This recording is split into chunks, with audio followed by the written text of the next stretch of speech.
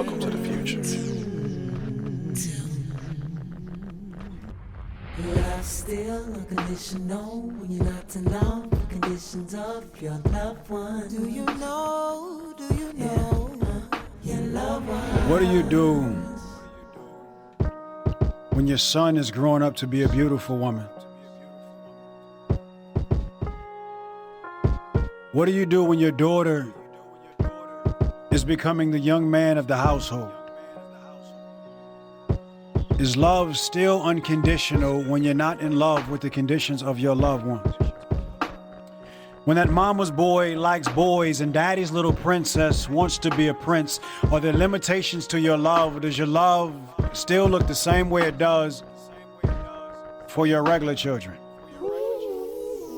Daddy, do you hug your son from a distance because your ignorant perspective tells you that his gay dick doesn't know the difference between daddy and boyfriend Darian? Is love still unconditional? Or do you look down on your daughter because she's not biased to dingling? See, all your life you fantasized about watching two women catfight, but the idea of one of the coochie contestants being your daughter isn't sitting quite right on the tip of your penis. When you're not in love with the conditions Mother, on the day that she opened her pretty little newborn eyes and the word Mary was written in manuscript on her birth certificate, you probably never imagined that she would grow up to marry Melissa, right?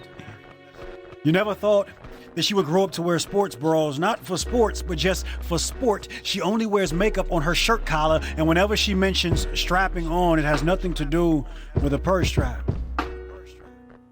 All facts in place, the fact still remains that this is your daughter. And if her personal preference has earned her your persecution, then you must be the only person who's perfect. Or if religion is your reason for resentment, then let me remind you that all sin is created equal. What if this little girl disowned you when she learned that you were a drunk? Sinful with your consumption of alcohol, an alcoholic, better yet sinful when under the influence of alcohol, a sexaholic who conceived her out of wedlock, and even after wedlock, you still have your legs locked with somebody else's mate, an adulterator. How did you really expect to cultivate a perfect seed when the form is flawed? God must have built you with a homophobic heart. See, nowadays, parents will disown homos before they disown home wreckers. It's easily forgivable that your son is messing with a married woman as long as it's a woman. See, parents will disown homos before they disown dope dealers. He's serving a substance that's sentencing fiends to death, but that's not half as bad as unconditional love for someone of the same chromosome configuration. See, parents, your love should not waver just because of the way that your little boy waves, or because your daughter is a dom, and let's be frank, it's not purely their sexual preference. I think it has a lot to do with your reputation protection. You're embarrassed.